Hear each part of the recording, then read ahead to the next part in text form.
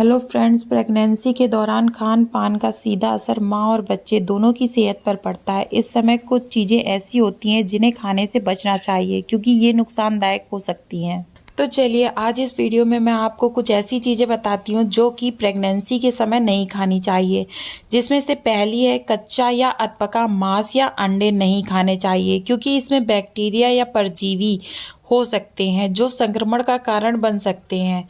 और अगर आपको खाना भी है तो आप पका हुआ, अच्छे से जो पका हुआ हो वो मांस खाइए, और जो अच्छे से पका हुआ अंडा होता है वो आप खा सकते हैं। बहुत कम खाइए, कभी कभार खा सकती हैं। ओके।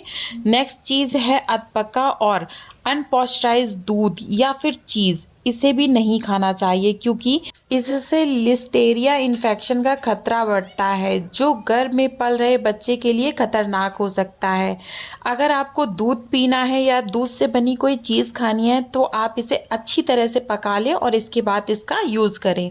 नेक्स्ट चीज़ है ज़्यादा कैफीन, चाय, कॉफ़ी, एनर्जी ड्रिंक, ये सारी चीज़ें हमें यूज़ नहीं करनी चाहिए। बहुत ज़्यादा कैफीन लेने से गर्भपात का खतरा बढ़ जाता है और हो सकता है कि इसकी वजह से आपका बच्चा भी कम वजन का हो।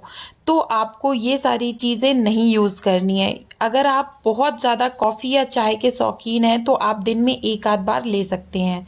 नेक्स्ट है पैकेट या प्रोसेस्ड फूड जैसे कि चिप्स, नूडल, कुकीज़, ये सारी चीज़ें बहुत ज़्यादा नमक, चीनी, प्रिजर्वेटिव्स होते हैं जो शरीर को नुकसान पहुंचा सकते हैं और बच्चे के विकास में भी बाधा डाल सकते हैं। तो ये चीज़ें भी हमें नहीं खानी चाहिए। हमें ताज़ा और घर का बना खाना खाना चाहिए। नेक्स्ट चीज़ है पपीता और अनानास। दोस्तों, कच्चा पपीता हमें बिल्कुल भी नहीं खाना चाहिए और अनानास का सेवन भी हमें नहीं करना चाहिए क्योंकि इनके खाने से गर्भपात का खतरा बढ़ जाता है। दोस्तों, कच्चा पपीते में लैक्टस होता है जो गर्भाशय संकुचन कर सकता और है। अनानास में ब्रोमेलीन होता है जो अधिक मात्रा में लेने पर गर्भपात का खतरा बढ़ा सकता है।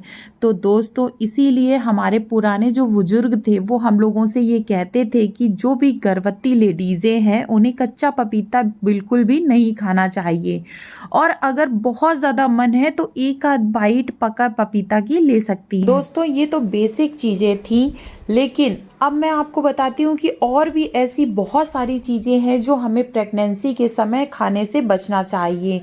क्योंकि अगर वो हम खा लेते हैं, गलती से भी खा लेते हैं, तो माँ और गर्भ में पल रहे शिशु दोनों के लिए नुकसानदायक हो सकती हैं। जैसे कि अल्कोहल यानी कि शराब पीने से शिशु के दिमाग, दिल और अंगों के विकास पर बहुत बुरा असर पड़ता है। यह फेटल अल्कोहल सिंड्रोम जैसी गंभीर स्थिति का कारण भी बन सकता है। इसीलिए प्रेगनेंसी के समय कहा जाता है कि हमें अल्कोहल नहीं लेनी चाहिए।